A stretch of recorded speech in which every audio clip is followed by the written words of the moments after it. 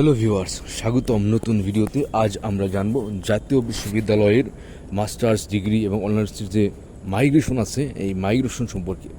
আবেদনের পরে যে মাইগ্রেশন করতে হয়, মাইগ্রেশনটা আসলে কি? মাইগ্রেশনটা হচ্ছে আপনি মাস্টার্স বা অনার্স বা ডিগ্রি যেটাতেই ভর্তি হন বা মাস্টার্স প্লি যেটাতে আপনি ভর্তি হতে চান, সেটাতে আপনি প্রথমে আবেদন করতে হয়। আবেদন করার পর আপনার সাবজেক্ট আসে। তো আপনার সাবজেক্ট যেটা আসলো সেটা আপনার ভালো লাগলো না, আপনার পছন্দ হলো না, কারণ সাবজেক্ট একাধিক আবেদন করা যায়। আপনার যদি একাধিক সাবজেক্ট কলেজে থাকে, আপনি একাধিক গিয়ে আবেদন করতে পারবেন। তো সেক্ষেত্রে আপনাকে যে সাবজেক্ট দেওয়া হবে সেটা আপনার ভালো না লাগলে আপনি অন্য সাবজেক্টে যেতে পারবেন। কিন্তু এখানে শর্ত আছে। এখানে শর্তগুলির মধ্যে প্রথম যে শর্ত সেটি হচ্ছে আপনি আবেদন করার পর যদি নতুন সাবজেক্টে আপনার চান্স আসে, তাহলে আপনি পূর্বের সাবজেক্টে, মানে যে সাবজেক্টে আপনি প্রথম আবেদন করে ভর্তি হয়েছিলেন, সেই সাবজেক্টে আপনি আবার মানে ওইখানে স্থলাভিষিক্তে থাকতে পারবেন না, এরকম বলা হয়। কিন্তু জাতীয় বিশ্ববিদ্যালয় কোনো নোটিশ দেয়নি, এই সম্পর্কে কোনো বিস্তারিত কোনো তথ্য প্রকাশ করেনি। সেই ক্ষেত্রে এটা নিয়ে বিস্তারিতভাবে জানা যায় না আসলে ওইভাবে। আমার মনে হয় জাতীয় বিশ্ববিদ্যালয় এটা ক্লিয়ার করা উচিত, একটা ভালো নোটিশ দিয়ে বিস্তারিতভাবে বলে দেওয়া উচিত, এবং এই নোটিশটা আলাদা একটা জায়গায় রাখা উচিত, অপশন ক্রিয়েট করে, যে মাইগ্রেশনের নিয়ম হচ্ছে এটা এটা এটা। জাতীয় বিশ্ববিদ্যালয়ের অনেক কিছু নিয়ম আসলে জানা যায় না, বোঝা যায় না। অনেকে বিভ্রান্তিতে থাকে, অনেকে আবেদন করবো ফর্ম জমা দেয় না, তারা বুঝতে পারে না যে ফর্ম জমা দিতে হবে। কেন বললাম যে আপনি যে সাবজেক্টে ভর্তি হয়েছেন সেই সাবজেক্টে আর ভর্তি থাকতে পারবেন না? তার কারণ হচ্ছে আপনার ওই সাবজেক্টে ভর্তি বাতিল হয়ে যাবে। কিন্তু আপনি মাইগ্রেশন যে ফর্ম থাকবে, সেই ফর্ম দিয়ে আপনাকে নতুন যে সাবজেক্টে আপনার চান্স আসছে, আপনার তখন ভালো না লাগলেও সেই সাবজেক্টে ভর্তি হতে হবে, কারণ দ্বিতীয়বার মাইগ্রেশন করা যায় না।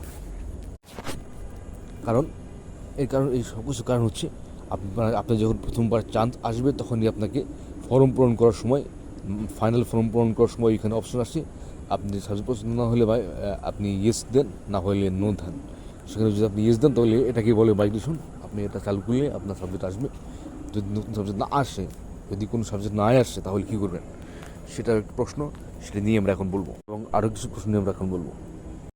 প্রশ্ন এক, ধরেন আমরা মাইগ্রেশন করলাম, নতুন বিশেষ সুযোগ আসলো, আমি ভর্তি হইলাম না, তাহলে কি আমার বর্তমান সাবজেক্টে পড়া চালিয়ে যেতে পারবো? না, আপনি বর্তমান সাবজেক্টে পড়া চালিয়ে যেতে পারবেন না, কারণ আপনার বর্তমান সিটটা অন্য কেউ ফ্লাপ করে ফেলবে, আপনি আর ওই সাবজেক্টে পড়তে পারবেন না, আপনি পড়ার সুযোগ বন্ধ হয়ে গেছে। এইরকমই তথ্য পাওয়া যায়, আসলে সঠিক তথ্য আমি জানি না, তো এরকম তথ্যটাই পাওয়া যায়। দ্বিতীয়টা হচ্ছে, দ্বিতীয় যে প্রশ্ন, যে আমার কাঙ্ক্ষিত বিষয়ে, ধরেন আমার কাঙ্ক্ষিত বিষয়ে চান্স ছিল, আপনার কাঙ্ক্ষিত বিষয়ে আপনার চান্স আসলো না, এবং মাইগ্রেশন চালু করার পর আপনার কাঙ্ক্ষিত সাবজেক্টে চান্স আসলো না। ধরুন আপনি সাবজেক্ট আপনার আসছে, আপনি মাইগ্রেশন চালু করলেন, যে আপনি আপনি আপনি যে সাবজেক্টে চান্স পাচ্ছেন, সে চান্স নিয়েছিলেন, সেই সাবজেক্টে আপনার চান্স আসলো না, আপনি কোনো সাবজেক্টে আপনার আসলো না, আপনার চান্সই আসলো না। তো এই ক্ষেত্রে আপনার কী হবে? আপনার কি তাহলে আগের ভর্তি বাতিল হয়ে যাবে? পরে ভর্তি চান্স পেলেন না, তাহলে আপনি কী করবেন? চিন্তার কোনো কারণ নেই। যতটুকু তথ্য পাওয়া যায়, বা আমি জানি যে যতটুকু তথ্য আমি পেয়েছি, সেই তথ্যগুলোর মধ্যে যে মূল তথ্য একটা পেয়েছি, যেটা হচ্ছে আপনি এই সময় কোনো সাবজেক্ট চান্স না আসলে, আপনি পূর্বের সাবজেক্টে যে সাবজেক্টে ভর্তি হয়েছিলেন, ওই সাবজেক্টে আপনি পড়া কন্টিনিউ করতে পারবেন। এরপর যে প্রশ্নটা, সেটা হচ্ছে, এরপরে যে কারণটি হচ্ছে সেটা হচ্ছে, আপনার মাইগ্রেশনে করার সময় আপনি প্রথম যে সাবজেক্টে দিয়েছিলেন বা দ্বিতীয় যে সাবজেক্টে দিয়েছিলেন, এগুলির মধ্যে আপনি যে কোনো একটাতে চান্স নিতে পারবেন, কারণ মাইগ্রেশন সবসময় উপরের দিকে যায়, নিচের দিকে আসে না। অর্থাৎ আপনার যদি 3 নম্বর সাবজেক্টে চান্স আসে, তাহলে আপনি প্রথম এবং দ্বিতীয় সাবজেক্টের জন্য অপেক্ষা করতে পারেন মাইগ্রেশন করে। আপনার যদি দ্বিতীয় সাবজেক্ট আসে, তাহলে আপনি প্রথম সাবজেক্টের জন্য অপেক্ষা করতে পারবেন। আর আপনার যদি প্রথম সাবজেক্টে চান্স এসে পড়ে, তাহলে আপনাকে সেটাতেই ভর্তি হতে হবে, সেটাতেই পড়া কন্টিনিউ করতে হবে। আপনি মাইগ্রেশন করলেও আপনার অন্য সাবজেক্টে চান্স আসবে না, কারণ মাইগ্রেশন সবসময় উপরের দিকে যায়, নিচের দিকে আসে না। অর্থাৎ লাস্টের সাবজেক্টের পরে আর কোনো সাবজেক্ট নেই, এই জন্য ফার্স্টের সাবজেক্টে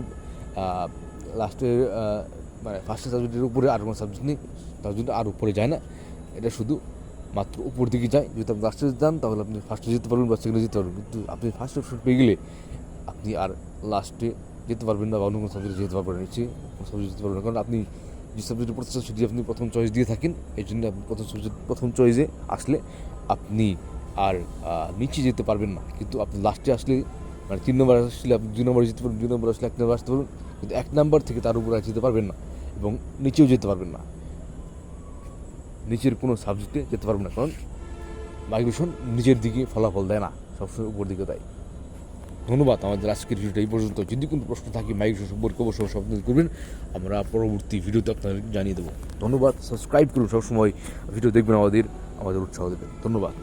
আজকের মতো এই পর্যন্ত।